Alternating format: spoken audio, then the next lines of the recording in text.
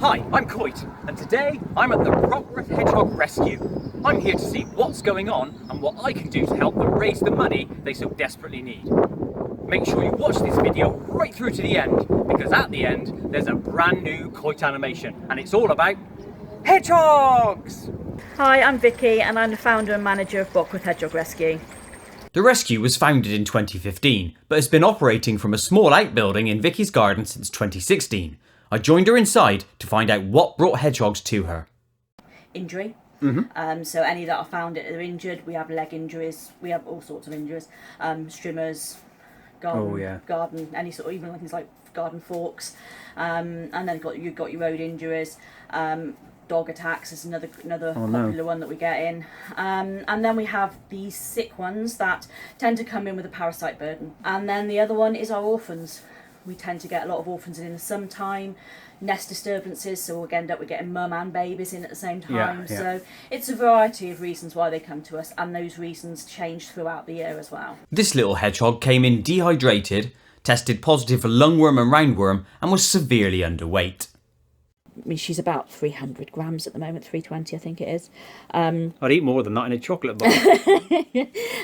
So she should really be double that. Found wandering out during the day, this female had been at the rescue for a couple of weeks. So she's had a fracture to her right hind leg. Yeah.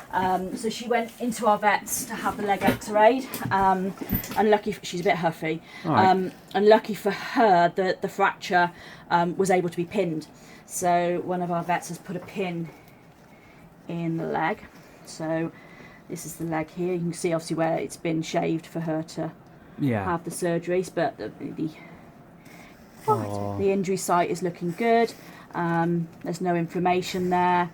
She's using the leg. She's got a camera fitted into her cage, so we're able to monitor her at night, what she's doing, because of course she won't behave normally in this situation. So through the night we've got footage of her scratching using that leg, and walking on it normally. So fingers crossed when she has it x-rayed on Monday that it's fused correctly. There were 16 current patients at the rescue, but I wanted to know how many they could cater for. So if I've got a mum in and say she's got 7 babies, then there's going to be 8 hedgehogs in one cage. And then there could be other cages where you've just got single hedgehogs. Before Christmas we had 72 in the rescue. Whoa. That was a lot. There was quite a lot of mums and babies in last year, and they had quite big litters last year as well. We were having litters of sort of 5, 6, 7, as opposed to sort of just 1 or 2. But of course, in the wild, that 5 or 6 hoglets would probably, only half of those would probably survive. Unfortunately, when we get to numbers like that, we do end up having to close for admissions because we just run out of cage space, but also the workload involved is it's huge. Okay, so I can see clearly you're putting a load of cat food into this big bucket. Obviously that's not for yourself, that's going to be for the hedgehogs, presumably. It is, yeah. Is that their favourite food of choice? Yeah, cat food is the best thing to give them nutritionally, as a support food in the garden, and obviously what we give them here when they're in with us. We mix things up, as you can see. I'm putting lots of different types in here so they don't become used to having a certain flavour or a certain brand. This was the delightfully pungent cat food mixture. Needless to say, the rescue goes through a fair few tins, so if you have any spare, please donate to your local rescue. But what makes up a hedgehog's natural diet? In the wild, they'll eat things like beetles, caterpillars, your garden bugs and grubs. Obviously, the one you hear most about is slugs and snails. And yes, they do eat them, but not to the numbers that sometimes it can be expressed. I mean, I think it's something like 3% of their diet is actually slugs and snails. But that also can be dependent on the time of the year, because during the summer months when you've got plenty of beetles and caterpillars and all your sorts of things growing and living in the gardens, they have a big variety. But in the winter months that food source obviously decreases. So they end up then with only the things that will survive the winter, which are your slugs, your snails, earthworms, beetles, things like that. So it's not necessarily their primary choice in the summer, but they will do it out of necessity in the winter. Yeah. I always liken it to a bit like children with sprouts, you know. That Sprouts are gross. Come on. That they'll eat it if they have to, and the difficulty is that things like the parasites they carry are also in the food that they eat. So things that we know that lungworm can come from slugs. Yeah. So in the winter months, when you've got hedgehogs that are stressed because they're trying to find food, their natural food sources are scarce, and what they're being left with are slugs, who we know that can give them lungworm. So we do get a lot of them coming in during the winter months that they're just coughing and coughing from the lungworms. Whilst this one was munching, I asked if they were given names. When we first started, we used to give them names because we were dealing with such small numbers. I mean, the first proper year as a rescue, I took in 152 hedgehogs throughout the whole year. This year, we have taken in 530, and that was with having to have periods where we were closed. So it's very difficult to then give them names. I mean, if children bring them in, then sometimes we'll say to the children, do you want to give them a name? Oh. Just as a bit of it just gives them that bit of interest. So the most common name is Spike or Sonic. I wonder why. All the H's, so your Henry, your Henrietta, Harry, those sorts of things. This little chap came in this morning. Oh.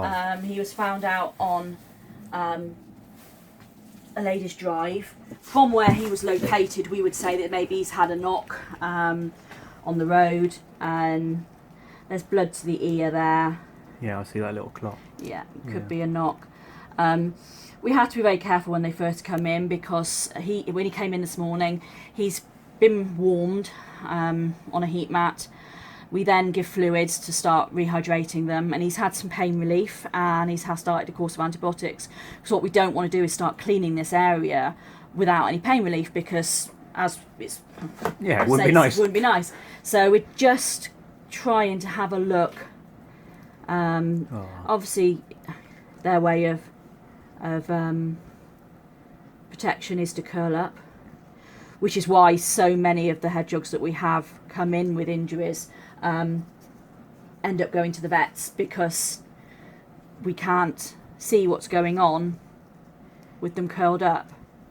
And we have to be careful as well, because when we uncurl them, obviously we do use part of their head to sort of try to help with the uncurling process. So of course, if you've got a hedgehog with a head injury, the last thing we want to be doing is putting pressure on the head area. Yeah, of course. Yeah, you don't want to exacerbate anything, do you? Yeah. So he's going to be going into the vets for an X-ray to see whether this is anything skull related, whether he's got a little skull fracture in there. But at the moment, the blood just looks like it's come from the ear. When they first came in, he was more uncurled. I think because he was just feeling so rough, he was probably concussed. Tell me, why do you need to raise funds? I mean, presumably is it on capacity? For the hedgehogs, yes, it's capacity, and we've been working out of here since 2016. At the time when we opened this hospital, we didn't have any of this caging or any of that caging. We just had the big block there and some smaller, sort of like big rabbit cages. Yeah. So we've grown over the. We've got one in there. He's doing a starfish. Can I have a look? This is how they lie when they're on a heat mat. Oh, lovely. Getting all the heat possible. Yeah. They spread out. Yeah, we've got a dog that might do something similar. So yeah, we're in here from 2016, and yeah, we've outgrown it now with regards to the hedgehogs. But also, I just want to be able to have the basic things like running water, because we don't have running water. You don't? It's a pump system in here, yeah. So we don't have running water. As you can see, this is the only room we've got, so there's nothing like a toilet or like facilities or anything for the volunteers. They have to use mine in the house. So if anything, because the volunteers give up their time to come and help us, I also want to be able to give them, which will be like luxuries to them because they've not had it here before. But it's just I think it's just that time now for us to move to that next stage where we have a specific building that is the rescue. He came in with peck injuries to his eyes, so we're still not sure at the moment about his sight. So we're giving peck injuries. A bird's been attacking it. Yeah. You will find that corvids, so things like your magpies and your jackdaws, because they are attracted to shiny things. Yeah. Because their eyes are black and shiny. So you do tend to find if there's a hedgehog that's out in the day because it's unwell, then it's quite common for them to be attacked by magpies. He came in with several pet marks around the eyes. Both eyes are there and both eyes are responsive, but we're just trying to weigh up, because there is no sight test for a hedgehog. You can't just like an optician's and go in and they read a chart. So we have to go on their behaviour, and we have to sort of do trials with them where we put them on the floor with like an assault course. Are they bumping into it? Are they being able to manoeuvre themselves correctly? Are they responding to day and night? Are they hiding themselves under their bedding? So we just need to try and ascertain from their behaviour whether they can see or not. Yeah. I'm having a sleep. Are you? Yeah, How can you talk in your sleep? I'm really good. This little one's ready to go home, so is being collected shortly. So we're just going to do some final checks on her, and then she'll be ready to go. Okay, and what sort of checks do you do? We check the weight, which we do daily while they're with us anyway. So she's 920 grams. Is that good? Yeah, she's a good size now. She first came in on the 21st of January. She was out in the day, underweight. She came in at 269 grams, so she's put on plenty of weight. And she's been treated for some internal parasites. Oh. So she's all ready to go home. What can people do to help? People can donate newspapers. As you can see, we use them for not only lining the nests, the cages, but we also use shredded newspaper for the nest areas. Yep. So we use a huge amount of newspaper. So we can have donations of that. At the moment they're being dropped off. They can be dropped off and left in the bins here at the rescue. And then yes, our volunteers will go through them and remove staples. Obviously if anybody wants to remove the staples before delivering them, that's even better. That would be a bigger help. How can people help in their back gardens? In the back gardens, one of the most important things is water, because hedgehogs drink a huge amount of water.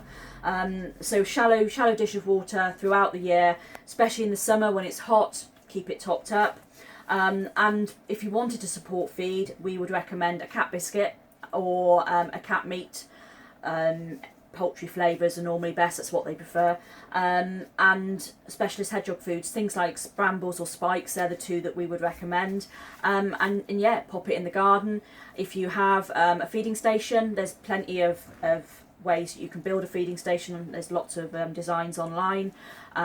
We just say have 2 doors instead of 1, just so that if a hedgehog's coming in and there's already one in there, they don't end up arguing over the food. One can leave, because we are finding more aggression around food. So we do also suggest scattering the food around the garden. A couple of years ago, I installed a hedgehog gate or hedgehog highway in our back garden. I wanted to ask more about those. What we try and do is get the highways through streets of houses, so that they can move freely. They are an animal that can travel males can travel up to 2 miles a night when they're in the breeding season. The average is sort of 1 to 2. But obviously they need to be going into different gardens. They'll visit on average 14 gardens a night. So they need to be linked, they need to be getting in and out of those. So it's just making sure you've got your gaps in fences, under gates, anything that's just that they can get through. It needs to be about the size of a CD round, or at least sort of 3 to 4 inches off the ground for a gate for them to go under. We've now found new premises for the hospital. It's in Brockworth. We're in the final stages of the lease, so hopefully we'll be signing in the next couple of weeks. So we're now fundraising to obviously move. We need to kit the new hospital out to be a hospital, because at the moment it's just an empty building. We are looking to raise another 6,000. We've got 7,000 put aside already, but obviously these things are expensive. Yes. And we want to increase our capacity. We want to be able to have a shop area so that people can come in and they can be spending money in the shop, helping to support the rescue. So at the moment we've got fundraisers on GoFundMe, on Facebook. We've got PayPal account that money can be donated through, or even checks to the rescue. All the information is on our website. What a wonderful visit today to the Brockworth Hedgehog Rescue. As you can see, they do important work, and that costs money. So please make sure you click the link in the description and or the links at the end of this video. Please support this charity. Now it's time for the brand new Koit animation. Remember, hedgehogs are nocturnal animals. They come out at night, mostly. So, my animation contains a lot of artistic license. Begin!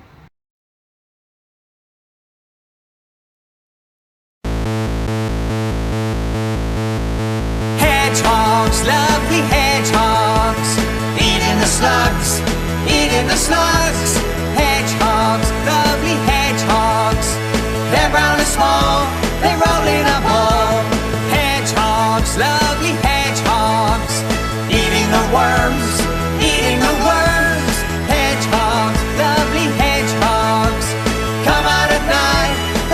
live their life. The hedgehogs, the hedgehogs, the hedgehogs, they are hogs from the hedge. From the hedge, from the hedge at the edge. Hedgehogs, lovely hedgehogs. Eating beetles, eating beetles. Hedgehogs, lovely hedgehogs. They hibernate, they're spiny and great.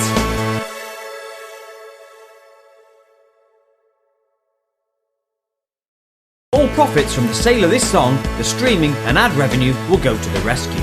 You can do your part by clicking the image top left for GoFundMe, or by clicking the icon in the top right corner, which will expand to show you all 3 donation links. Please like, comment, and most importantly, share to all of your social channels so we can give this fundraiser the best chance of succeeding.